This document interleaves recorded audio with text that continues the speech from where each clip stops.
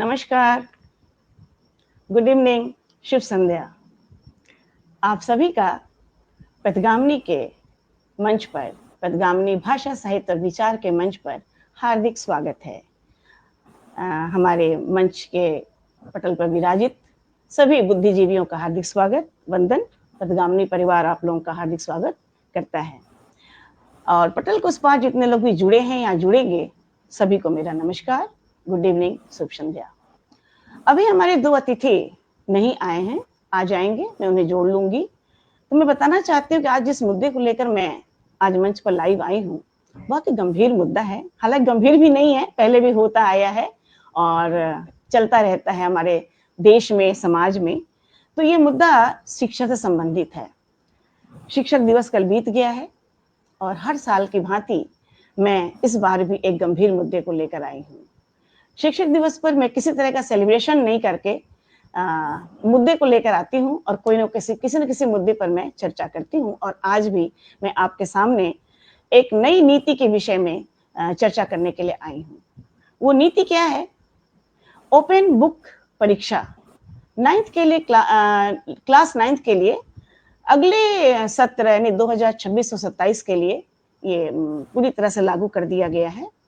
तो प्रस्तावना पास हो चुकी है और इस पर आप देख रहे हो कि मेरे बगल में प्रज्ञा पद्मिदा जी बैठी हुई हैं। उनका परिचय मैं दे दूं, वो बॉम्बे से हैं और आप पहले भी मेरे मंच को सुशोभित कर चुकी हैं। आपका बहुत बहुत स्वागत है प्रज्ञा जी। धन्यवाद आपका कि आपने इस प्रश्न को हमारे सामने रखा और इस पर हम चर्चा करने के लिए उद्यत हुए। आपके नीचे आप जितनी बड़ी आर्टिस्ट और विचारवान और बुद्धिजीवी हैं, आपके नीचे एक छात्रा बैठी हुई है, अदिति शर्मा, जो खितान पब्लिक स्कूल के 11th की छात्रा है और काफी विचारवान है। ये बच्ची, आपको बता दूं कि ऐसी छात्रा और प्रतिभाशाली छात्रा हैं कि इन्होंने हजारों की संख्या के बीच में मंच पर पिछले साल अपनी बात को रखी थी, भाषण दिया था हिंदी दिवस पर। आपके बगल में मेरे नीचे अनुराधा शुक्ला जी हैं, जो 2 मिस्ड कॉल आए रेनू जी के, पता नहीं क्या प्रॉब्लम है, देखते हैं, उठा नहीं सकते हम अभी। वैसे रेनू मैडम आप जुड़ी हैं तो मैसेज कर दें यहाँ पर। हाँ, अनुराधा शुक्ला जी हैं जो कि हरमन माइनर स्कूल फरीदाबाद से हैं।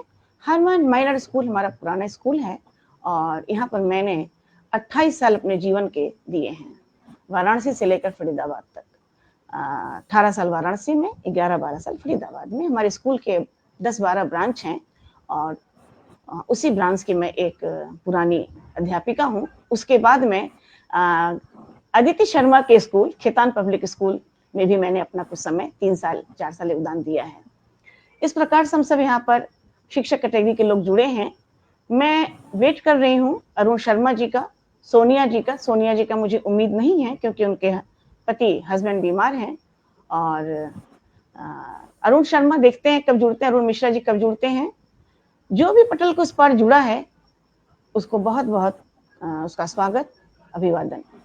मैं बात रखती हूँ जो मैंने शुरू कर दिया था कि 2026 में क्लास 9th के लिए एक प्रस्तावना पास हुई है कि बच्चे ओपन बुक परीक्षा देंगे।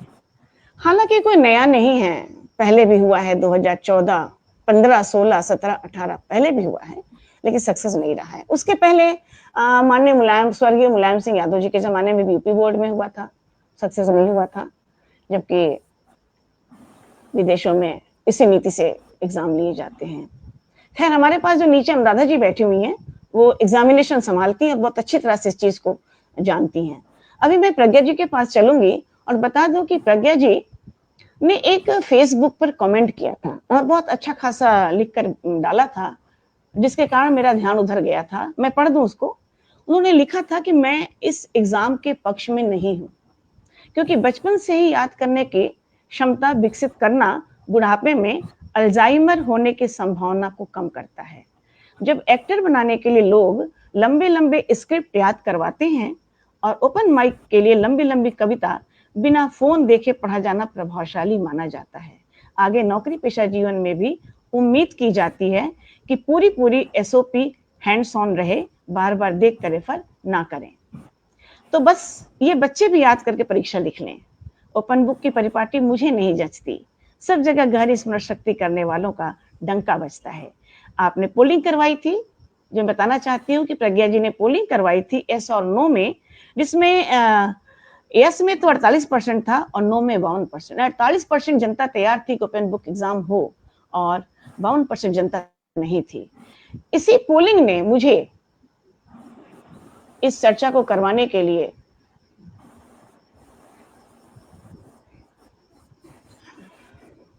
यहाँ पर मौजूद किया है, उपस्थित हैं हम। तो इस चर्चा के लिए मैं बताऊं कि ये चर्चा बहुत ही जायज़ है, क्योंकि देखिए जो पेरेंट हैं वो कहीं ना कहीं चिंतित हैं। चूंकि अभिभावक हैं आप, अरुण जी आ चुके हैं, आपका बहुत बहुत स्वागत है अरुण जी। आप मोबाइल को लैंडस्केप में कर लें तो बड़ी अच्छी बात होगी, क्योंकि इस तरह विंडो पूरा ओपन नहीं हो रहा है। Thank you. नमस्कार नमस्कार नमस्कार। हमारा लाइव शुरू हो चुका है अरुण जी, काफी बातें मैंने कह दी हैं और मैं फिर से दोहरा देती हूँ, आप अपना मोबाइल लैंडस्केप में कर लें, लैंडस्केप में कर लें। कोई बात नहीं, कोई बात नहीं, आप मोबाइल लैंडस्केप में करें अपना, क्योंकि इस तरह से विंडो पूरा ओपन नहीं हो रहा है। लैंडस्केप में करिए मोबाइल अपना। ऊपर रोटेट का ऑप्शन होता है, रोटेट कर दीजिए तो लैंडस्केप में आ जाएगा। ठीक है, खैर आप सुनते भी रहे मेरी बात कि हमारे बगल में प्रज्ञा पद्मजा जी जुड़ी हुई हैं बॉम्बे से। ये एक अभिभावक हैं, आर्टिस्ट हैं, रेडियो स्टेशन से जुड़ी हुई हैं। आप विचारवान हैं और अपने बच्चे के लिए बहुत चिंतित हैं। इनकी चिंता का विषय ये है, अरुण जी सुन रहे होंगे, कि इस परीक्षा से, ओपन बुक परीक्षा से सहमत नहीं है। बहुत सारी चीजें गिनाई हैं इन्होंने, तो आपने सुना, और मैं चाहूंगी कि इस बात को, हालांकि इस परीक्षा की काफी स्वीकृति मिली, लागू किया गया, बहुत आलोचनात्मक सोच और विश्लेषणात्मक कौशल और ज्ञान को सही ढंग से लागू करने की क्षमता को बढ़ावा देने के उद्देश्य से लागू किया है हमारी सरकार ने। पहले भी लागू किया गया था, और लेकिन ये सारी चीजें धराशायी हो जाती हैं बार बार। ओपन बुक परीक्षा में छात्र अपनी किताबें, नोट्स और अन्य निर्धारित स्टडी मटेरियल का उपयोग करके परीक्षा दे सकेंगे, ऐसी बातें खुलकर आ रही हैं, जैसा कि मैंने पढ़ा है और प्रज्ञा जी ने भी पढ़ा है।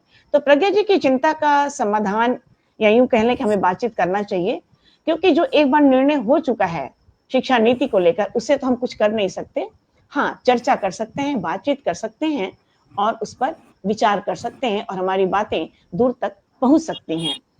तो प्रज्ञा जी से हम चाहेंगे कि आप जरूर अपनी बात रखें, जो आपने अपने अपने प्रश्न रखे थे, अपनी बात रखी थी। अरुण जी ने पूरी बात सुन ली होगी, मुझे जहां तक उम्मीद है।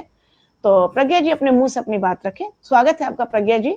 और जब एक कोई बोले तो आप लोग अपना माइक ऑफ रखें, हम भी ऑफ करने जा रहे हैं। प्रज्ञा जी का स्वागत है, आप आइए और एक अभिभावक की दृष्टि से इस प्रश्न पर अपने विचार रखें, जैसा कि आपने प्रश्न किया था। स्वागत है प्रज्ञा जी। जी, बहुत बहुत धन्यवाद। पद्गामिनी को मैं धन्यवाद ज्ञापित करती हूँ कि मुझे ये अवसर दिया है कि इस विषय पर मैं अपनी बात रखूं।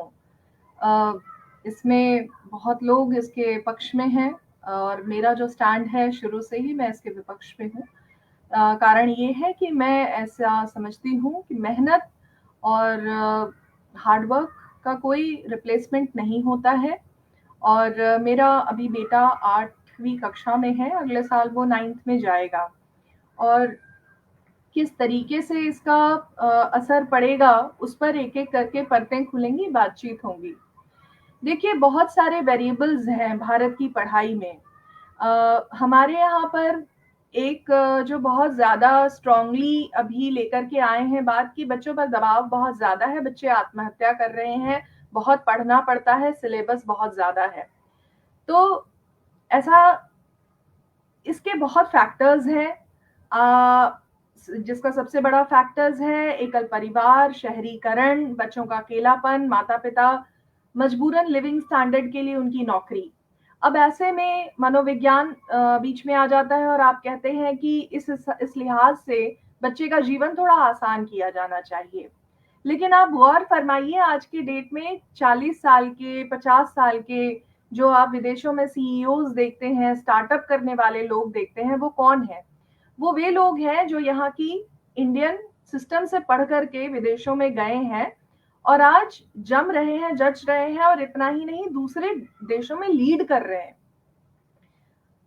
आपका जो शरीर है, मानव मस्तिष्क है, वो बहुत ही मेहनत से बना है, लाखों वर्षों में इसकी संरचना हुई है, बहुत मेहनत से हुई है। इसको बहुत आसान करके इसके न्यूरॉन कनेक्शंस आप और ज्यादा मल्टीप्लाई और बिल्ड कर लेंगे, बिल्कुल भी ऐसा नहीं है। चीजों को वैज्ञानिक रूप से देखा जाना चाहिए। और ये जो परिपाटी है, ये उन देशों की परिपाटी है जहां पर प्राइमरी एजुकेशन से ही वेरिएबल्स को कंट्रोल किया गया है कि बच्चा किस एनवायरनमेंट में पढ़ के बड़ा होगा। आप सडनली क्लास 9 में रैबिट या रैट बना करके एक बच्चे पर एक्सपेरिमेंट नहीं कर सकते हैं। 2020 से ऐसी बहुत सारी चीजें मैं देख रही हूँ कि बहुत सारे एक्सपेरिमेंट तरह तरह के चल रहे हैं। आपको इम्प्लीमेंट करनी है कोई भी नीति, आप प्राइमरी एजुकेशन से राइट फ्रॉम नर्सरी इम्प्लीमेंट कीजिए, ताकि वो उस मेंटल टेम्परामेंट के साथ बच्चा 10वीं 11वीं 12वीं करे और बचपन से उस चीज को देखता आए। सडनली आपके देश में ऐसे ऐसे स्थानों से बच्चे आ रहे हैं, किताबें मुश्किल से मुहैया हो रही हैं, ट्यूशन बराबर नहीं मिल रहा है, पहनने के लिए स्कूल ड्रेस बराबर से नहीं है, पढ़ने के लिए रूम नहीं है, कमरा नहीं है, टेबल नहीं है, लाइटें नहीं है। ऐसे में आप सडनली एक हाई फंडा टेक्निक लेकर के आ रहे हैं। इसमें तो बच्चे कुछ चीजें होंगी। अब जैसे क्या होगा, कुछ बच्चे हैं उनके लिए आलस्य और लापरवाही को बढ़ावा मिलेगा। वह छात्र यह सोचकर तैयारी कम करेगा कि किताब सामने होगी, इसलिए गहराई से नहीं पढ़ते हैं। और सबकी स्मृति शक्ति एक जैसी नहीं हो सकती है। जिनकी स्मृति शक्ति कमजोर है वो कहेंगे कि ओपन बुक टेस्ट में उत्तर खोजने पर मुझे जोर देना है, याद करने और समझने पर नहीं। और विद्यार्थियों की याद करने की क्षमता कम होगी। ये मेरी दूसरी चिंता है। तीसरी, समय की बर्बादी अलग, कि प्रश्न पत्र हल करते समय उत्तर ढूंढने में बहुत समय निकल जाता है। अब क्या है कि अब हम लोगों को आज तक अपने बच्चों को ट्यूशन इसलिए लगाना पड़ता था कि उसको मैथ्स पढ़ाएंगे, केमिस्ट्री पढ़ाएंगे। एक मिनट प्रज्ञा जी एक मिनट, आपकी आवाज इको हो रही है। किसी का माइक ऑन है क्या शायद, या आपके यहाँ नेट की प्रॉब्लम हो रही है? शायद आवाज साफ नहीं, क्लियर नहीं आ रही। एक बार देखिए, चेक करिए फिर से। या माइक आप लोग चेक करें, ऑफ है आप लोगों का माइक? हाँ ऑफ है, सबका माइक ऑफ है। आप फिर से बोलिए जरा। जी, मैंने अपना मोबाइल साइड में रखा, हटा के दूर रखा, क्या पता उससे इंटरफेरेंस हो रहा हो। या तो बगल में आप डिवाइस रख रखा है, क्योंकि आवाज आपकी क्लियर बिल्कुल नहीं है। क्या रख रखा है? बहुत आप कोई डिवाइस रखा है अपने साइड में साथ में? आवाज बिल्कुल क्लियर नहीं है आपकी। मोबाइल था, दूर किया है, अभी बताइए। अभी ठीक है, अभी ठीक है। मोबाइल दूर कर दीजिए। हाँ ठीक है, अभी ठीक है, बिल्कुल सही है। तो मेरी बात जो भी मैंने अब तक कही थी, क्या वो इस तरह से समझ में आई थी कि आप तक वो बात पहुंची हो, संप्रेषित हुई हो? थोड़ा बहुत रह गया था, तो आप फिर से। हाँ हाँ, थोड़ा। जब आपने बोला ना कि बच्चों के पास कमरे नहीं है, लाइट नहीं है, वहां से बोलिए आप फिर से। जी, मेरा ये कहना है कि बहुत सारे वेरिएबल्स हैं आपके देश के बच्चों में, और सबके पास समान अवसर भी नहीं है। अब वो जो सीबीएसई में बच्चा पहुंच रहा है 9वीं में, वो कहाँ किस स्तर से कैसे पढ़ के पहुंच रहा है, ये तो आपने कंट्रोल किया नहीं है। उसकी स्थिति, मन स्थिति कैसी रही होगी थ्रू आउट जीवन में। 7वीं 8वीं, मतलब जो वो 7 साल का रहा होगा, उससे वो 13 14 16 17 साल का हुआ है, वो किस परिस्थिति में इस देश में बड़ा हुआ है, वो भी आपने कंट्रोल किया नहीं है।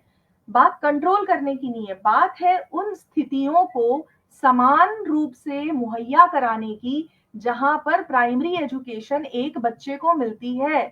कोई भी बड़ा बदलाव जो होता है वो ये सोच करके किया जाना चाहिए कि अब मैं प्राइमरी एजुकेशन से ये जो मेरा सेट बच्चे का निकलेगा, ये इस तरीके की चीजें मेरे शॉर्ट टर्म प्लान और लॉन्ग टर्म प्लान में फॉलो करेगा। अचानक से एक परिपाटी में बड़े हुए बच्चे को आप सडनली रैट या रैबिट की तरह तरह तरह के चेंजेस नहीं कर सकते कि अच्छा अब ये करके देखते हैं तो इसके मनोवैज्ञानिक असर क्या होंगे, अब वो करके देखते हैं इसके मनोवैज्ञानिक असर क्या होंगे। हम टेस्ट पॉपुलेशन नहीं है ना, हम नागरिक हैं और वो बच्चे हैं। अब 9वीं का जो बच्चा है वो किस तरीके से क्या पढ़ के बड़ा हुआ है और उसके अभिभावकों ने उसको किस तरीके से ट्रेन किया है, उसे ट्यूशंस कैसे मिले हैं, ये तो कुछ क्लैरिटी है नहीं। सैंपल साइज जब आप सेलेक्ट करते हैं तो एक तरीके की टेस्टिंग ही है ये। तो मेरा ये कहना है कि कि कुछ बच्चों में ऐसी प्रवृत्ति उत्पन्न हो सकती है, आलस्य और लापरवाही। अब चूंकि तैयारी कम करनी है, किताब सामने होगी, गहराई से नहीं पढ़ेंगे, हो सकता है ये खतरा है।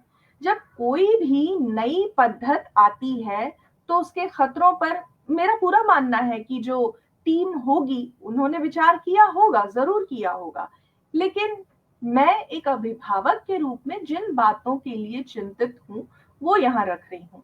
स्मरण शक्ति, स्मृति शक्ति पर असर पड़ेगा, और ओपन बुक टेस्ट में आपको उत्तर खोजने पड़ते हैं, उस पर जोर देना पड़ता है, और याद रखने और उसको समझने की उतनी कवायद शायद बच्चा न करे। इससे विद्यार्थियों की याद रखने की क्षमता कम होगी।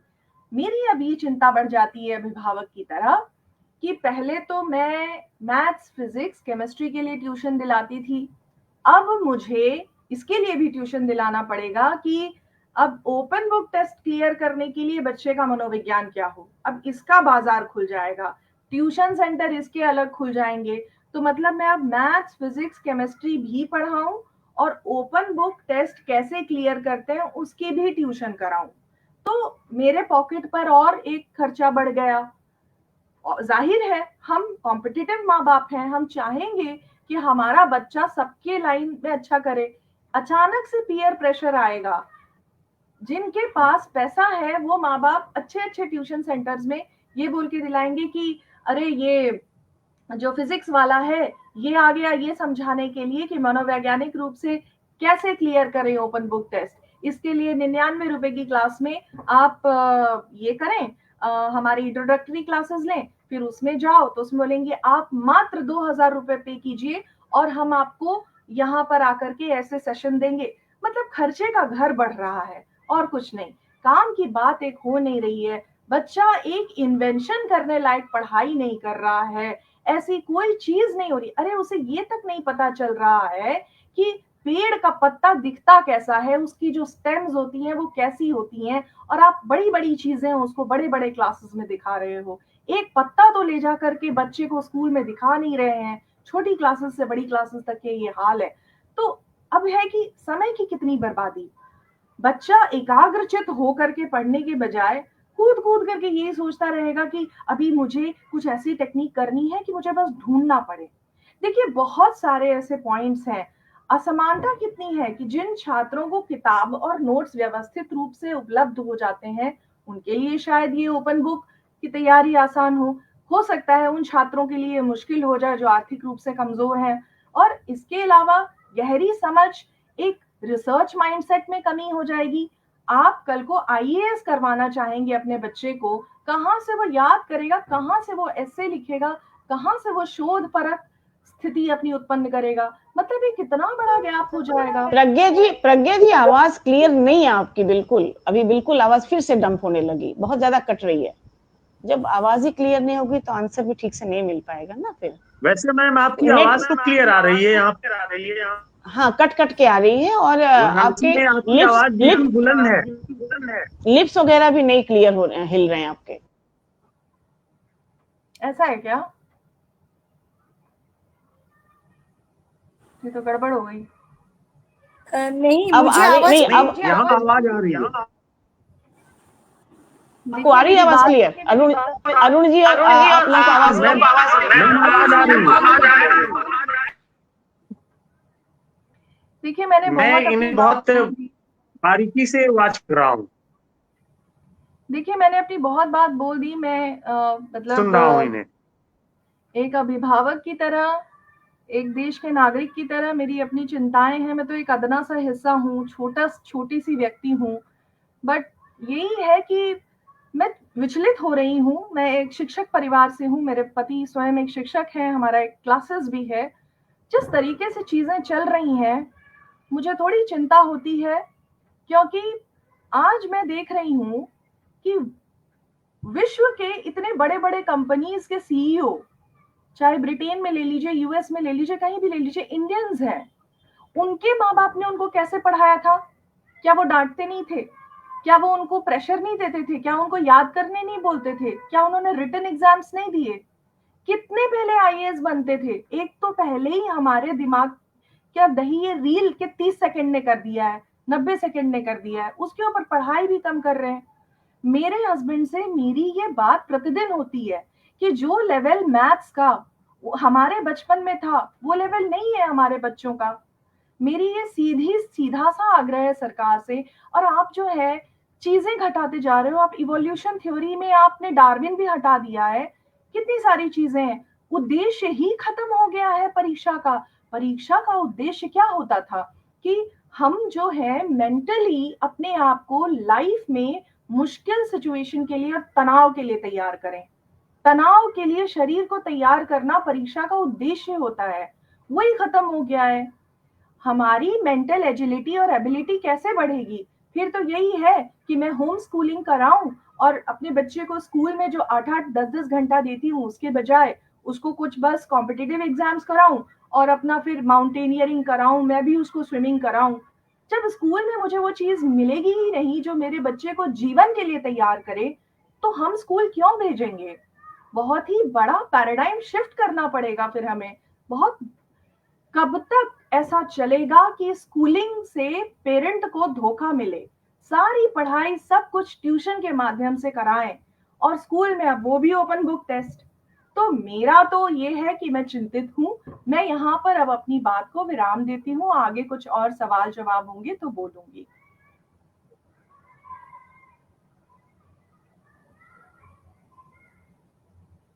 जी एक मिनट। अरुण जी आप कॉल कर रहे हैं, मैं उठा नहीं पाऊंगी क्योंकि मैं उठाऊंगी तो सब चला जाएगा मेरा, क्योंकि बंद हो जाएगा। मैं ऑपरेट कर रही हूँ तो मैं उठा नहीं पाऊंगी आपकी कॉल, आवाज धीमी हो जाएगी मेरी फिर। इसलिए आप व्हाट्सएप भी कॉल करेंगे तो दिक्कत होगी।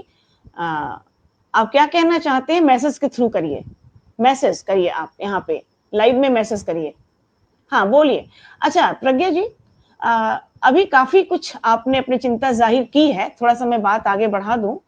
आपकी चिंता केवल अपनी नहीं है, अपने मार्फत पूरे देश के अभिभावकों की, जो आप सोच पाती हैं, क्योंकि आप सोच पाने में सक्षम हैं, इसलिए आप ये सब बातें सोच पा रही हैं, विश्लेषण कर पा रही हैं, समझ पा रही हैं।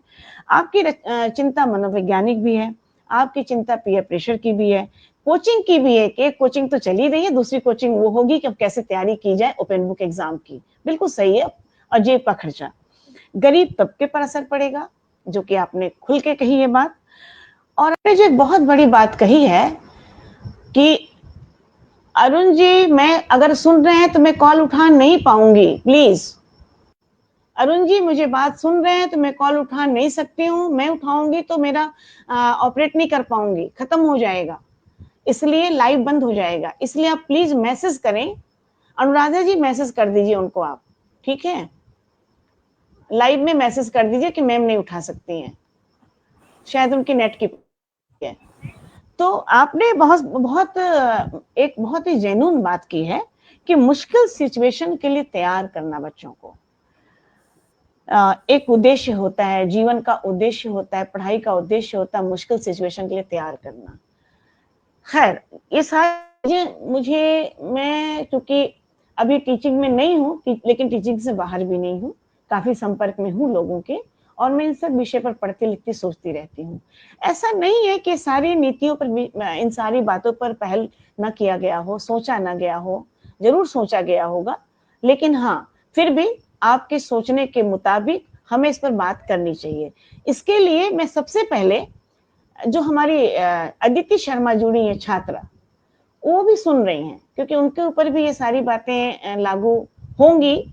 अभी तो नहीं है ना होंगी, ये तो 11th में है, लेकिन चूंकि देख रही है स्कूल में बच्चों को, समझ रही है, बातें कर रही होंगी, तो जरूर इनको समझ में आ रहा होगा कि चीजें कहाँ तक उचित है, कहाँ तक अनुचित है, और क्या होने वाला है, इससे क्या नुकसान होने वाला है, क्या फायदा होने वाला, और कितनी ये सहमत है। जैसा कि मैंने कहा कि 52% जनता ने, पब्लिक ने ना कहा था वोटिंग में, और 48% पब्लिक ने हाँ कहा था। तो ये एक बहुत ही जेन्युइन विषय है, इस पर आप अपने विचार रखिए, क्या आप कहना चाहती हैं। एक बार पुनः मैं कहती हूँ अरुण जी, मैं फोन नहीं उठा पाऊंगी, जो कुछ कहना है आप मैसेज करें, मैं जवाब दूंगी। और कैमरा ऑन कर लीजिए अपना प्लीज। हाँ अदिति बेटा प्लीज अपना माइक ऑन कीजिए, प्रज्ञा जी माइक ऑफ कीजिए, मैं भी ऑफ करती हूँ। आप सभी को मेरी ओर से शुभ संध्या। मेरा नाम अदिति शर्मा है। मैं खितान पब्लिक स्कूल गाजियाबाद में कक्षा 11 की छात्रा हूँ और अभी मैं करेंटली ह्यूमैनिटीज पढ़ रही हूँ। आज हम यहाँ 9वीं कक्षा की ओपन बुक परीक्षा के विषय पर चर्चा करने के लिए एकत्रित हुए।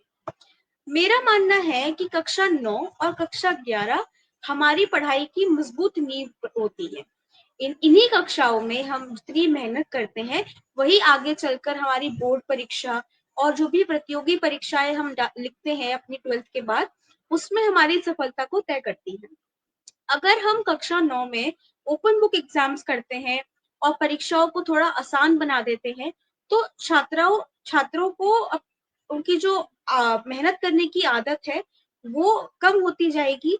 वो अगले साल उनका जब बोर्ड होगा तब उनको कठिनाई होगी।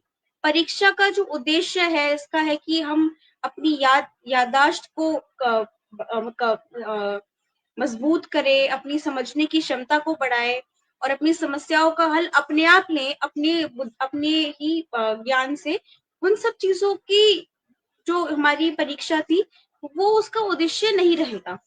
इसीलिए मेरा मानना है कि इसको करके हमें अभी भले ही लगे कि अभी 9th के बच्चों को थोड़ी सी आसान मतलब हो जाएगा उनके लिए, पर आगे जाकर जब वो कठिन परीक्षाएं लिखेंगे, चलो मैं मानती हूँ कि बोर्ड तो सीबीएसई का ही है एंड जो भी स्टेट बोर्ड्स होते हैं, आईसीएसई बोर्ड्स होते हैं, ये कंपैरेटिवली अपने अपने लेवल पे ही काम करते हैं 9th और 10th वो दोनों में। और आगे अगर हम देखें कि 11th 12th उसके बाद जब हम जेई, नीट, सीयूईटी, क्लैट, हम ये सब एग्जाम्स देते हैं जो कि हमें कॉलेज में जाने के लिए देनी होती है, उन एग्जाम्स का पैटर्न ओपन बुक से बहुत डिफरेंट है। उन एग्जाम्स में हम सिर्फ अपना जो ज्ञान हमने अपने आप लिया है, अपने आप पढ़ा है, जितना हमने याद करा है, कितना हमने प्रैक्टिस किया है, वही हम उन एग्जाम्स में करके आते हैं और उसी के अकॉर्डिंग हमारे मार्क्स रखते हैं।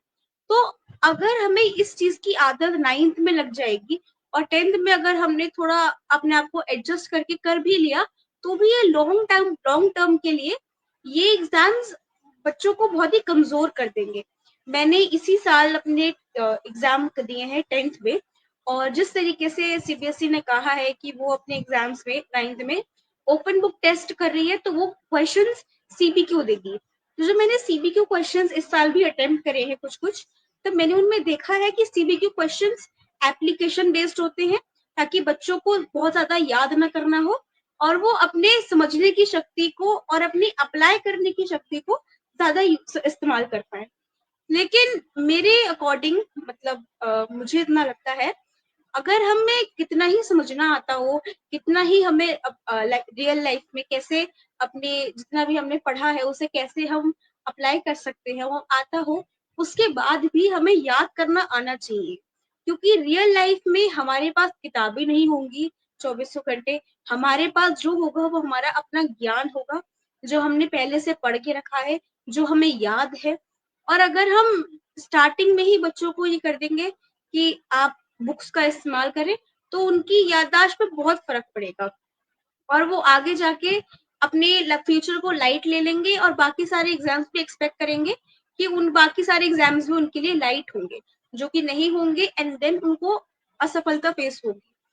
बट इसका मेजर इफेक्ट जो पड़ेगा वो उन बच्चों को पड़ेगा जो बच्चे अभी कोशिश कर रहे हैं अच्छे पढ़ने की, जो कि उतने अच्छे लेवल पे नहीं है बाकी बच्चों के अकॉर्डिंग, और उनको लगेगा कि हम 9th में अच्छे मार्क्स लाकर पास हो पाएंगे क्योंकि हमारे ओपन बुक टेस्ट हैं। पर आगे जाकर उनको नहीं पता, पर उसके आगे उनको बहुत समस्याओं का सामना करना पड़ेगा और ओवरऑल कोई भी एग्जाम वो आगे जाकर देंगे उसमें उनके लिए ये एक बाधा बनकर चलेगा। सो मेरे हिसाब से जितना मुझे लगता है अपने अपने ज्ञान के अनुसार, मुझे लगता है कि ये एग्जाम्स ओपन बुक बिल्कुल नहीं होने चाहिए। जितना हमें आता है, जितना हमें याद है, हमें उतना ही बुक एग्जाम में लिख के आना चाहिए। इससे हमें पता चल जाता है कि हम कितना याद कर सकते हैं, कितना हमें समझ में आता है और हम अप्लाई भी कर सकते हैं एकदम इंस्टेंटली। तो मेरा ये मानना है। बाकी मैं आप लोगों के विचार भी सुनना चाहूंगी और जानना चाहूंगी। तो एक कोट और अदिति जी के थ्रू प्रज्ञा जी के विचारों को आ गया। अतिथि का भी कहना है कि इससे इफेक्ट पड़ेगा। मैं एक अपील करूंगी रेणु जी से, अगर मुझे सुन रही हैं तो अरुण जी को फ़ोन करें और उनसे कहें कि अपना कैमरा ऑन करें, और मैं उनका फ़ोन नहीं उठा सकती हूँ क्योंकि मैं उठाऊंगी तो ऑपरेट नहीं कर पाऊंगी। रेणु जी, आप फ़ोन करके उन्हें बताइए प्रॉब्लम क्या है और मुझे मैसेज कीजिए, तब मैं कुछ जवाब दे पाऊंगी कि वो कैमरा ऑन करें और सामने आवे हमारे। हाँ बेटा, बिल्कुल आपने जो कहा इफेक्ट पड़ेगा। आपके विचारों से आपने बहुत अच्छी बात बताई कि 11th और 9th हमारे पूरे भविष्य का एक बेस है, वहीं से बेस तैयार होता है। प्राइमरी सेक्शन तो है ही है, लेकिन बेस वहां से किशोरावस्था में आने पर होता है। अब मैं चाहूंगी कि अनुराधा जी, चूंकि आप जानती हैं, आपको ही पता है कि ये नीति लागू पहले हुई थी, हम भी थे उस समय, स्कूल में ही थे, और मैंने भी इसको हम झेला तो नहीं कहेंगे, लेकिन हाँ साक्षी हैं उसके, हम साक्षी हैं कि 16, 17, 18, 15, 16, 17, 18 और क्या क्या समस्याएं आई थी। और ये एक्चुअली मैं फिर से कहना चाहूंगी कि मुलायम सिंह यादव, स्वर्गीय मुलायम सिंह यादव जी के जमाने में भी यूपी बोर्ड में हुआ था। और अभी प्रज्ञा जी ने बोला कि ये नीति या ये पद्धति विदेशों के लिए है, पूरे अमेरिका में बड़े अच्छे तरीके से वहां चलता, क्योंकि प्राइमरी सेक्शन में चलता है तो बच्चों को आदत है। और यहाँ ये आदत तो है नहीं बच्चों को, बीच बीच में हम एक्सपेरिमेंट करते जा रहे हैं। अगर हम सचमुच में केवल एक्सपेरिमेंट ही कर रहे हैं तो फिर क्या जरूरत है एजुकेशन की, क्योंकि 2 बार एक्सपेरिमेंट हो चुका है, ये तीसरी बार है। तो क्या एक्सपेरिमेंट करते रहने से क्या कुछ फायदा होने वाला है या नुकसान होने वाला है?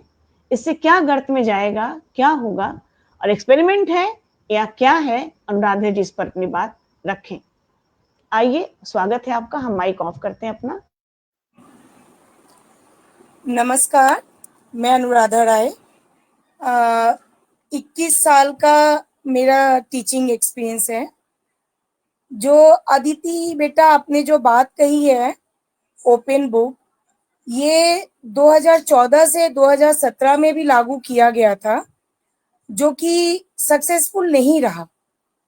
अब जो ये नीति आई है NEP 2020 और NCSFE FSE national curriculum for school education 23, basically ये दो जो नीति है वो फोकस कर रहे हैं कि रोट लर्निंग मेमोराइजेशन से शिफ्ट किया जाए कॉम्पिटेंसी बेस्ड क्रिटिकल थिंकिंग पे। ये जो ओपन बुक अप्लाई कर रहे हैं, ये लागू करने जा रहे हैं, वो सिर्फ इन 2 बातों के लिए NEP 2020 और national curriculum framework for school education 23 में कि रोट लर्निंग जो मेमोराइजेशन यानी याद किया और एग्जाम में जाके लिखा। अगर कई बार क्या होता था कि स्ट्रेस के चक्कर में जो याद किया हुआ है वो भूल जाते हैं बच्चे। अब ये 2 नीति इस बात पे फोकस कर रही है कि बच्चों में क्रिटिकल थिंकिंग डेवलप हो। बात की जा रही है कि 21st सेंचुरी स्किल डेवलप हो, critical thinking, then creative thinking, analytical, ये चीजें हमारे आज के बच्चों में आए। इस वजह से ये पूरी तरह से जो CBSE ने इस वजह से इसे लागू करने की बात कही है।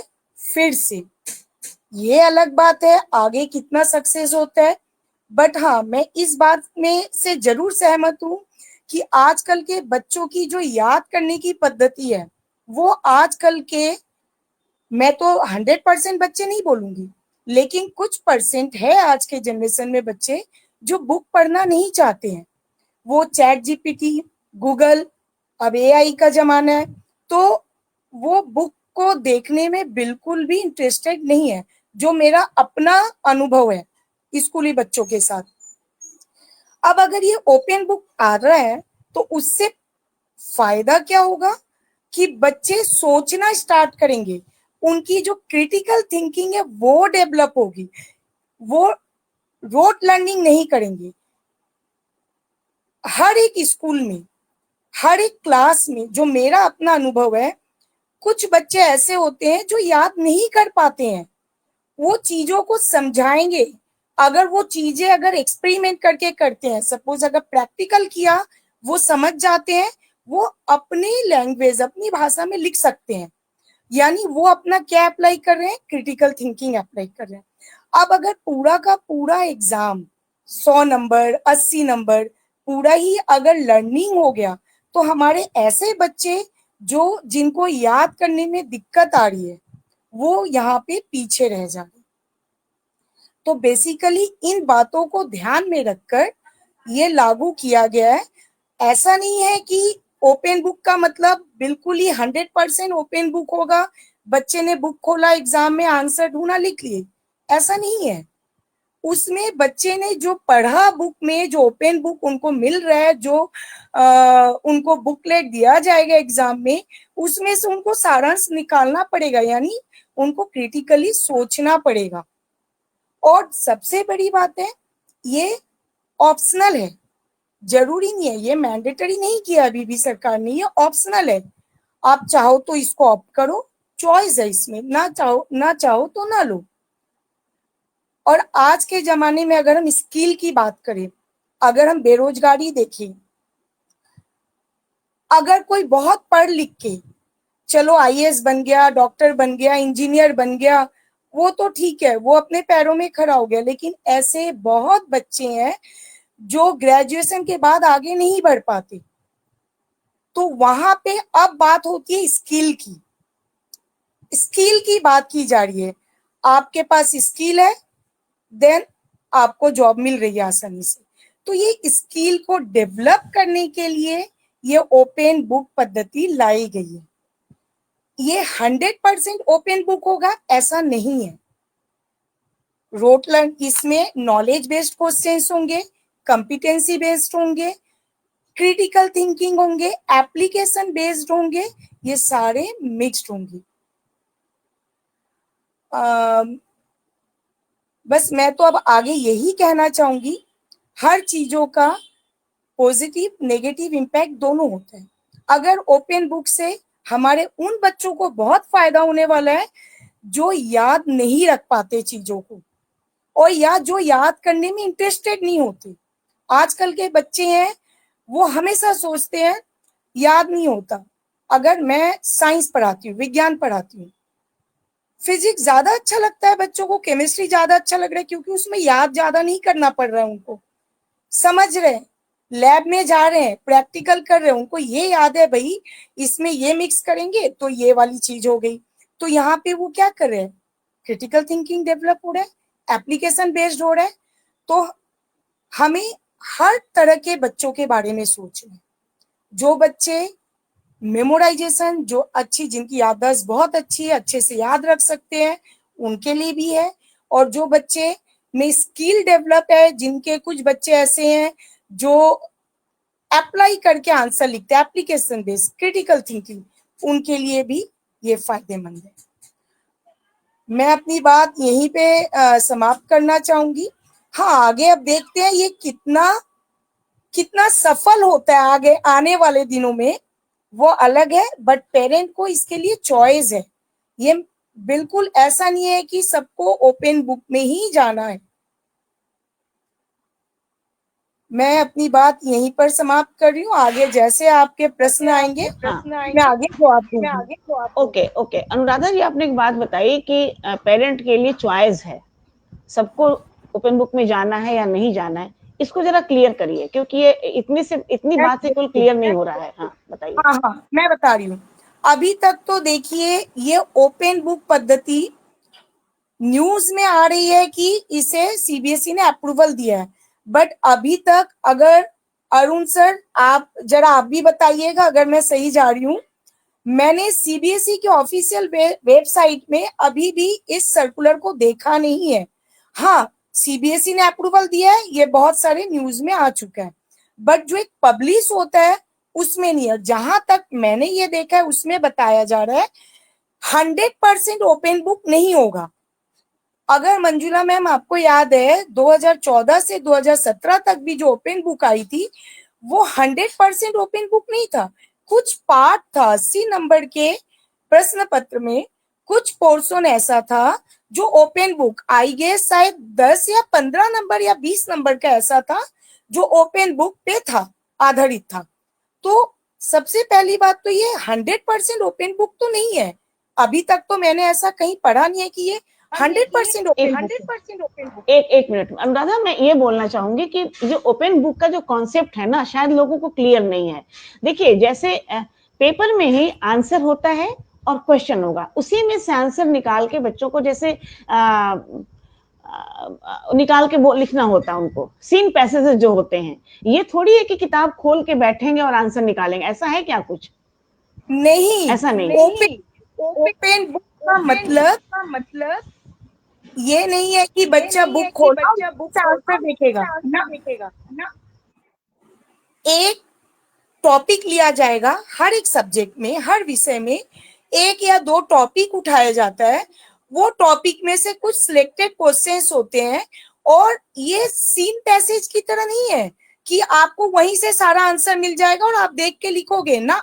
टाइम कंज्यूमिंग है, ये बात मैं बिल्कुल सहमत हूँ। जो प्रज्ञा जी ने कहा टाइम लगेगा, हाँ सहमत हूँ, तभी तो बच्चा अपना क्रिटिकल स्किल डेवलप कर पाएगा, तभी तो वो टाइम मैनेजमेंट भी सीखेगा, राइट।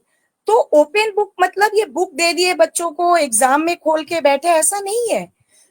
प्रश्न पत्र के साथ कुछ पोर्शन, कुछ पैराग्राफ इस तरह से दिए जाएंगे, उसके बेस पे जो क्वेश्चन होंगे उस क्वेश्चन का आंसर भी डायरेक्ट उसमें से नहीं मिलेगा। उसमें से बच्चे को, जैसे हम कहते हैं ना हिंदी में 2-4 लाइन लिखी है, अब आप उसका व्याख्या करो, सारांश लिखिए, तो बच्चा सोच रहा है ना, सोचना पड़ रहा है, उसको डायरेक्ट आंसर नहीं मिल रहा है वहां से। यहाँ बच्चा अपना स्किल डेवलप करेगा जो आने वालों दिनों के लिए बहुत बढ़िया होगा। तो ओपन बुक, पहले तो मैं ये क्लियर कर दूं, ओपन बुक का मतलब ये बिल्कुल भी नहीं है कि बुक लेके बैठेगा बच्चा और आंसर ढूंढ ढूंढ के लिखेगा, ऐसा नहीं है। जो 2014 से 2017 में भी हुआ था उसमें भी ये चीज नहीं थी, बट हालांकि वो सफल नहीं हो पाया। वो सफल नहीं होने का जो मेरा अपना एक्सपीरियंस है, हालांकि मंजुला मैम भी उस वक्त हमारे साथ थी, बच्चे उसमें इंटरेस्ट नहीं लेते थे। बच्चों के दिमाग में था अरे वो तो सीन पैसेज की तरह है, मिलेगा 15 या 20 नंबर का कुछ था ऐसा, वो मिलेगा, हम उसमें से आंसर ढूंढ ढूंढ के लिख लेंगे, जबकि ऐसा था नहीं। और उसी में बच्चों को मार्क्स नहीं मिलते थे, मिलते नहीं थे मार्क्स उसमें बच्चों को, वो कुछ भी लिखते थे उसमें से देख के, उनको आंसर नहीं मिलता था। और ये वजह जो मुझे लग रही है बहुत बड़ी वजह है, जो उस वक्त ओपन बुक सफल नहीं हो पाया। बच्चों ने या टीचर बोलिए, बच्चे उस समय इसे सही तरीके से लिया ही नहीं गया। अब आने वाले दिनों में अब बातें हो रही है 21st सेंचुरी स्किल, जहां बच्चे को, जो हम लाइफ स्किल की बातें करते हैं, पढ़े लिखे तो आजकल सब होते हैं। अगर आप देखोगे एक रिक्शा चालक है, वो भी ग्रेजुएट है। पढ़े लिखे आज के डेट में, अगर हम पढ़े लिखे बात करें, ग्रेजुएट तो हर घर में आपको मिलेंगे, बट वो कितने लाइफ में सफल है। स्किल डेवलप, आज के दिन में स्किल डेवलप करना बहुत जरूरी है। और ये स्किल डेवलप, क्रिटिकल थिंकिंग जब डेवलप होगा हर एक के साथ, तभी वो आगे लाइफ में सफल हो पाएगा अच्छे तरीके से। क्योंकि हर बच्चा आजकल ग्रेजुएट है, मास्टर कर रखे है, डबल एमए है, डबल एमएससी है, पीए, कुछ नहीं हो पा रहा है, जॉब नहीं मिल रहा है, वो पीएचडी में एनरोल हो रहे हैं। कहाँ कमी है? स्किल की कमी है। अगर मैं अपना खुद का अगर मैं अनुभव दूं, मेरे हाथों से ऐसे ऐसे बच्चे पढ़ के निकले हैं जो अगर हम बोले तो उनको याद करना चीजों को बिल्कुल अच्छा नहीं लगता था। अरे मैडम आप ना प्रैक्टिकल करा दो, ये हुआ समझ में। आज उसमें से मैं अगर एक दो कई एग्जाम्पल है, विप्रो में जॉब कर रहे हैं, वो डायरेक्ट प्लेसमेंट हो गया। मैं खुद ताज्जुब हो गई, अरे वो बच्चा कैसे निकल गया विप्रो में, एक बार में उसका सिलेक्शन हो गया कैसे? मैम उसकी ना कम्युनिकेशन स्किल बहुत अच्छी थी, कम्युनिकेशन स्किल बहुत, उसकी हैंड राइटिंग बिल्कुल ही, अगर मैं बात करूं, समझने लायक नहीं, पढ़ाई में बिल्कुल मन नहीं लगता, बट इतना कर लेता बना उना के कि पास हो के निकल गया। उसकी कम्युनिकेशन स्किल, अगर हम यहाँ बात करें फिर से स्किल आ गई, तो हमें आने वाले दिनों में अपने बच्चों के अंदर स्किल डेवलप करना बहुत जरूरी है, चाहे वो कम्युनिकेशन स्किल हो, क्रिटिकल थिंकिंग स्किल हो, क्रिएटिव थिंकिंग स्किल हो, ये बहुत जरूरी है। तो ओपन बुक मतलब बिल्कुल भी नहीं है बुक सामने होगा बच्चा आंसर ढूंढ के लिखेगा, ऐसा नहीं है।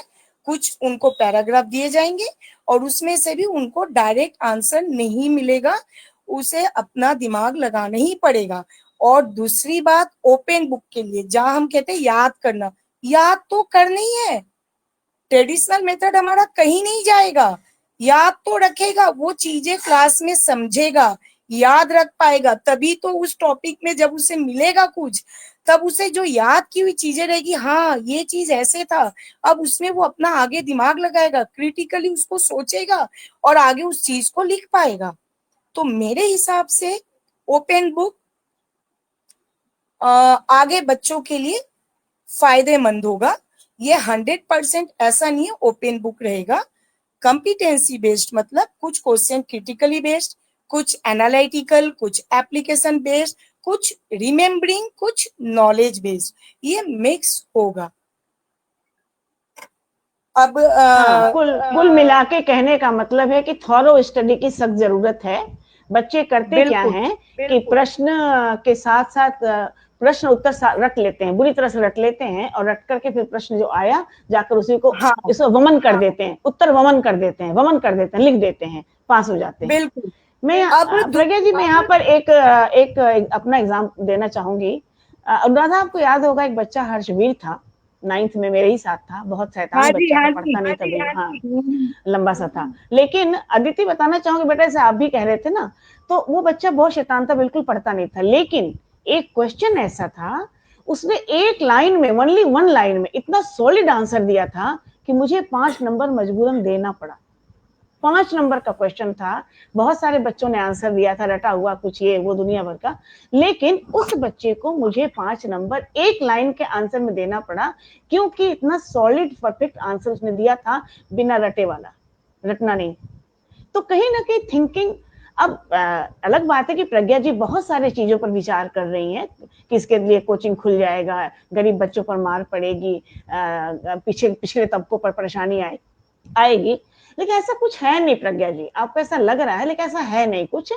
बस ये बच्चे को आपने जिंदगी जीने की बात भी की कि जिंदगी जीना एजुकेशन सिखाता है, और ये जिंदगी जीने का ही एक माध्यम, देखिए कितना सक्सेस होता है। खैर, अब मैं आऊंगी अरुण जी पर। काफी कुछ अनुराधा जी ने बताया है, लेकिन अरुण जी ने अपने बहुत सारे पॉइंट सुने, प्रज्ञा जी की बहुत सारी समस्याएं सुनी, हमारी छात्रा स्टूडेंट इनकी भी सुनी आपने। कई पॉइंट्स इसमें है, मुश्किल सिचुएशन के लिए तैयार करने के लिए एजुकेशन होना चाहिए, जबकि ऐसा नहीं है, ऐसा इनका मानना है। जीवन का उद्देश्य क्या होना चाहिए मुश्किल सिचुएशन के लिए, वो सब नहीं, इनको लग रहा है कि सब खतरे में जा रहा है। और ठीक है, एज अ पेरेंट केवल प्रज्ञा जी ही नहीं, बहुत सारे लोग इस बात को सोच रहे होंगे कि खतरे में है बच्चों का जीवन, बहुत ही हास्यास्पद स्थिति बनने वाली है, मनोवैज्ञानिक प्रभाव पड़ने वाला है, पीयर प्रेशर पड़ने वाला है, कोचिंग नए तरीके से खुल जाएंगे, तैयारी करवाने के लिए फिर से जेब पर मार पड़ेगी, बहुत सारे पॉइंट्स हैं। तो अरुण जी, जरा एक एक पॉइंट आपने बहुत ही माइन्यूटली सुना है, और आप अपनी बातें, क्योंकि आप अरुण जी बता दो, इनका परिचय नहीं दे पाई हूँ मैं, आप भी हनुमान मार्केट स्कूल वाराणसी से हैं, जहां पर मैंने 18 साल पढ़ाया है, और आप एक लंबे समय से वहां पर हैं और काफी चीजों में पार्टिसिपेट करते हैं। अनुराधा जी, कैमरा ऑन करिए, कैमरा बिल्कुल कोई ऑफ ना करें, इससे लाइव पूरा खराब हो जाता है, बाद में खराब आता है ना। तो होता क्या है कि अरुण जी जो हैं 3 दिन का अभी इसी से संबंधित वर्कशॉप अटेंड करके आ रहे हैं। काफी कुछ अरुण जी ने स्कूल में तमाम चीजों के साथ रह करके सीखा है, समझा है, और आप अरुण से प्रकाश डालेंगे। अरुण मिश्रा जी नाम है आपका, हैं तो बिहार से लेकिन रहते हैं वाराणसी में, और एसवीएस हनुमान मार्केट स्कूल वाराणसी के सोशल स्टडीज के टीचर हैं, काफी पुराने टीचर हैं, काफी ज़हीन टीचर हैं। प्लीज आप आइए और आप अपनी बात को रखें, जो वर्कशॉप आप करके आए हैं खुल कर बताएं, एक एक चीज पर। प्रज्ञा जी की जो इतनी बातें सुनी आपने, एक वैश्विक स्तर पर उनकी चिंता है, हर एक व्यक्ति की चिंता है, और ये बहुत जाहिर सी बात है कि जो व्यक्ति अपने लिए चिंता करेगा वो सबकी चिंता करेगा, कि अपनी चिंता सबके लिए शामिल होती है। प्लीज अनु जी आइए और आपका स्वागत है। मंजुला मैम नमस्कार, मेरी आवाज सुनाई दे रही है? मेरी आवाज क्लियर है? क्या बिल्कुल आप हमें बिल्कुल, सुन आप पा रहे हाँ, हैं? हाँ हाँ सुन पा रही हूँ, बिल्कुल मैंने ऐसे किया, इसका मतलब सुन पा रही हूँ, बिल्कुल। ओके, चलिए बहुत अच्छी बात है मैम। बिल्कुल आपने मेरा परिचय सही दिया। मैं बिहार से हूँ, लेकिन टीचर जो है वो सार्वभौमिक होता है। मैं वाराणसी में आया, सारनाथ में रहा। गौतम बुद्ध भी आए बिहार से, सारनाथ में उन्होंने ज्ञान दिया, वो प्रक्रिया वो परंपरा जारी है। और दूसरी बात मैं ये बताऊं, मैं पुराना टीचर नहीं, मैं एक अनुभवी टीचर हूँ, क्योंकि जैसे जैसे आदमी शिक्षा और प्रशिक्षण का कार्य करता है वो क्या करता है, वो अनुभव गेन करता है। और तीसरी बात मैं बताऊं मैम कि सुधार और जो जो ट्रांसफॉर्मेशन होता है एजुकेशन सिस्टम की एक बहुत बड़ी विशेषता होती है।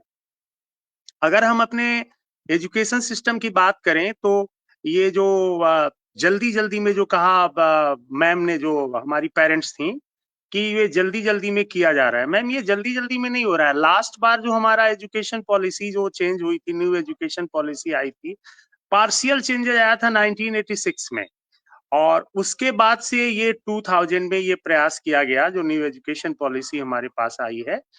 इसमें 5+3+3+4, अब वो 10+2 वाला पैटर्न तो खत्म हो गया। तो 5+3+3+4 का जो कॉन्सेप्ट है, ये 5 सालों में बच्चों में जो सीखने और सिखाने की और जो कौशल विकास और जो उनके जो आउटकम्स जो डेवलप होंगे, ये उसका अपना एक अलग टारगेट है। फिर उसके बाद 3 के बाद उसका अपना एक अलग टारगेट है। और फिर जो 4 का यानी 9 से लेकर 12 तक की चीजें जो सरकार चाहती है, या जो समाज चाहता है, या आने वाली जो अर्थव्यवस्था चाहती है, या जो हम एक नेशनल पॉलिसी में जो हम एक मानसिकता बच्चों की एक जो खास एक दृष्टिकोण विकसित करना चाहते हैं, वो जाहिर सी बात है कि हम शिक्षा नीति के तहत ही डालेंगे। अब इसमें आपकी एक पीड़ा अक्सर झलकी की, नंबर के मारे बहुत परेशान रहेंगे बच्चे, ट्यूशन कैसे देंगे, हर सब्जेक्ट का ट्यूशन क्या होगा। ट्यूशन ना देना पड़े आपको, शिक्षा नीति की सबसे पहली प्राथमिकता यही है कि ट्यूशन की कोई जरूरत न रहे। और जहां तक मेरा अनुभव है, ट्यूशन देना पेरेंट्स की एक बेवजह दबाव होता है। वो अधिक से अधिक बेहतर से बेहतर प्रदर्शन कर सके हमारा बच्चा, इसलिए वो ज्यादातर ट्यूशन देता है। और जहां तक मेरा अनुभव है, ट्यूशन में टीचर ज्यादा सीखता है, बच्चे कम सीखते हैं। तो शिक्षण और प्रशिक्षण, जो शिक्षण व्यवस्था है, बच्चों को अगर पढ़ने की बात आती है, तो जब तक वो स्वयं या अपने अभिभावक के साथ या अपने घर वालों के साथ मिलकर उसका जो इंटरेक्शन नहीं होता है, अगर विचार विमर्श नहीं होता है, तब तक सीखने की जो प्रक्रिया होती है वो बहुत ज्यादा विकसित नहीं होती है। चाहे आप पैसे खर्च करके किसी भी ऊंचे और महंगे कोचिंग इंस्टीट्यूट में आप एडमिशन करा लें, उसके ऊपर बहुत ज्यादा असर नहीं पड़ता है। और आपने तो देखा ना कि जो अंधी दौड़ है कोचिंग के तौर पे, कोटा किस रूप में विकसित हो गया है। बच्चों को हमें दबाव से दूर रखना है, इसलिए जरूरत पड़ी है समय समय पर परीक्षा प्रणाली में अंतर की। और अब जो आई है बात, वो आई है ओपन बुक टेस्ट की। अब इस कार्यक्रम का जो सबसे मूल बिंदु है, एक मिनट एक मिनट एक मिनट एक मिनट एक मिनट अरुण जी, हाँ बोलिए। प्रज्ञा कोचिंग की बात है तो प्रज्ञा जी का सोचना है कि शायद फिर से लोग नई कोचिंग शुरू कर देंगे ओपन बुक सिस्टम से, किस तरह से एग्जाम देना, तैयारी करवाने के लिए। ये भी एक चिंता इनकी, कोचिंग तो लोग ले ही रहे हैं जी। न्यू शिक्षा नीति से कैसे एग्जाम देना है। हाँ मैम, कोचिंग वाले तो हमेशा हमारे पीछे पड़ेंगे, क्योंकि वो एक बाजार है, उनको अपना सामान बेचना है। तरह तरह के हमारे सामने वो प्रस्ताव रखेंगे, हमें उनके झांसे में नहीं आना है। हमारी जो भी नीति आती है, नीति बाद में आती है, कोचिंग इंस्टीट्यूट के तरफ से प्रस्ताव पहले आ जाते हैं, और बहुत अधकचरे तरीके से वो चीजें रखी जाती हैं, उससे बच्चों पे बहुत ज्यादा असर नहीं पड़ता है। तो निश्चित रूप से ओपन बुक टेस्ट के लिए भी बहुत सारी बातें आएंगी, लेकिन ओपन बुक टेस्ट में कोई तीसरा तत्व जो है, इसमें कोई हेल्प नहीं करेगा। क्योंकि ओपन बुक टेस्ट का, जैसा कि मैम ने भी बताया, बहुत सारी बातें उन्होंने क्लियर की कि वो जो क्रिटिकल थिंकिंग और तमाम चीजें उन्होंने बताई। अब देखिए, एक थी पहले टीचिंग ऑब्जेक्टिव, लर्निंग ऑब्जेक्टिव थी, आज से लगभग 1986 से लेकर के, और वो नॉलेज के ऊपर हम विशेष ध्यान देते थे। फिर उसके बाद से लगभग आज से 2006 के बाद हमारी टीचिंग मतलब लर्निंग ऑब्जेक्टिव जो थी वो हमारी पहली विशेषता बन गई। अब आज के दौर में अगर हम बात करें, अगर हम न्यू एजुकेशन पॉलिसी की, तो वो हमारी हो जाएगी लर्निंग आउटकम्स। लर्निंग आउटकम्स का मतलब होता है कि जो किताबों में चीजें बच्चे पढ़ रहे हैं उनके डेली लाइफ में वो कैसे इंप्लीमेंट होगा, उनके व्यवहार में, उनके आचरण में वो कैसे ज्यादा वो ट्रांसफॉर्म होगा, वो दिखेगा। और शिक्षा का सही उद्देश्य भी तो यही है ना। ठीक है, शिक्षा के वजह से हम जॉब ओरिएंटेशन या और भी बाकी चीजें हम देखते हैं, डिग्री अचीव करना, मार्क्स अधिक से अधिक लेना हमारी प्राथमिकता बन गई है, जो एक पहलू हो सकता है।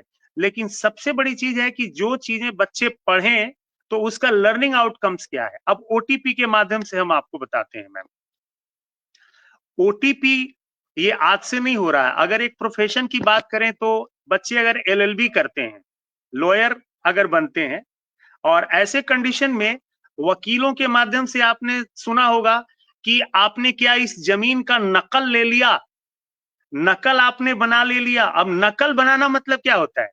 नकल बनाने का मतलब होता है एक जमीन से रिलेटेड तमाम डॉक्यूमेंट्स रहेंगे और उससे तमाम फैक्ट्स लेकर के वकील किसी के अधिकार से संबंधित चीजों पे जिरह करता है। ठीक उसी तरीके से बच्चों में ये कुशलता विकसित की जाएगी कि अगर आपको कबीर दास की बात करनी है, अगर आपको वाराणसी में अगर कबीर दास की बात करनी है तो आप लहरतारा जाते हैं, लहरतारा तो आप घुमा देते हैं, कबीर की शिक्षा किताबों में 5 पॉइंट है, 5 पॉइंट आप लिख देते हैं, लेकिन उसमें एक स्टोरी देकर के पूछा जाएगा कि ये लहरतारा क्यों पड़ा नाम इसका।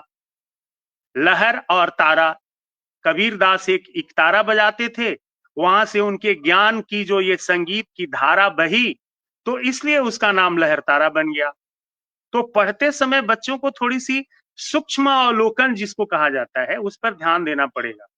अब बगल के गांव में मान लीजिए कि यहाँ गाजीपुर है, तो गाजीपुर का नाम गाजीपुर क्यों है भाई? तो गद्दी से गाजीपुर हो गया। और हार क्यों है? क्योंकि हूणों की हार हुई। तो आपने ये देखा ना कि पढ़ते समय कुछ ऐसे फैक्ट्स आ रहे हैं जिसमें बच्चों में एक क्यूरियोसिटी आ रही है, उनको अपनी विरासत के बारे में जानने की बात आ रही है। वाराणसी में ऐसे तमाम नाम मिल जाएंगे। कहा जाता है मैदागिन। अब मैदागिन का कोई मतलब नहीं होता है, लेकिन मंदाकिनी का मतलब होता है। अब मड़ुआडीह, भाई वो ऋषि मांडव की बात आ सकती है। तो जब बच्चे पढ़ेंगे मैम किताबों में ओटीपी के उनके ऊपर, अगर मान लीजिए कि 100 नंबर का क्वेश्चन है, तो जैसा कि मैम ने भी बहुत सारी बातें बता दी हैं, उसमें 80 नंबर के तो थ्योरेटिकल जो आपके क्वेश्चन रहेंगे, क्वेश्चन आंसर, इसके ऊपर एक सर्कुलर भी जारी हो चुका है और इसमें काफी हद तक इस पे लाइट भी डाला गया था। इसमें मैम अब रोट एजुकेशन, जैसा कि मैम ने कहा, रोट एजुकेशन से रिलेटेड सवाल अब कम आएंगे।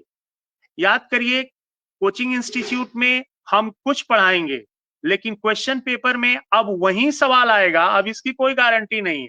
जब तक बच्चे ने उस कंटेंट्स को बेहतर तरीके से नहीं समझा है, बच्चे ने अगर उसको अप्लाई नहीं किया है, बच्चे ने अगर उसको बेहतर तरीके से जो आउटसोर्सिंग है या सराउंडिंग है उससे कनेक्ट करके अगर नहीं पढ़ा है, तो जाहिर सी बात है कि ऐसे सवालों का जवाब देना बहुत मुश्किल हो जाएगा। ओटीपी में वो पासपोर्ट या कुंजिका की तरह कोई किताब नहीं होगी जिसमें से 4 पॉइंट लेकर के बच्चे नोट कर लेंगे। उनके पास एक टॉपिक पे ऐसा थीम दिया रहेगा जिसको पढ़ने के बाद ही उस टॉपिक पे उनका आउटकम्स डेवलप होगा, और वो जो आउटकम्स डेवलप होगा उसके आधार पर वो आंसर देंगे। अब इसमें पता है क्या होगा, उनका जो मेंटल एक्सरसाइज होगा, थिंकिंग स्किल होगी या एनालिटिकल स्किल होगी, या उनका जो नॉलेज बढ़ेगा, या जो लर्निंग आउटकम्स आएगा, या जो क्रिटिकल थिंकिंग आएगी, अब ये सारी चीजें जो होंगी वो एक उनको एक अच्छे नागरिक के लिए तैयार करेगी। पानीपत की लड़ाई दो लोगों के बीच में हुई, इब्राहिम लोदी और बाबर के बीच में हुई, और डेट आ गया 1526। ये अब पढ़ाई का लक्ष्य नहीं रहेगा। अगर पानीपत की लड़ाई में बाबर जीता तो जीतने के पीछे भारत की कौन सी ऐसी परिस्थिति रही जिसकी वजह से देश में एक नई राजनीतिक व्यवस्था शुरू हो गई। अब ये सारी चीजें टीचर्स को भी समझाना पड़ेगा और बच्चों में भी ये बात डालनी पड़ेगी। इसीलिए क्लास 8 से इसको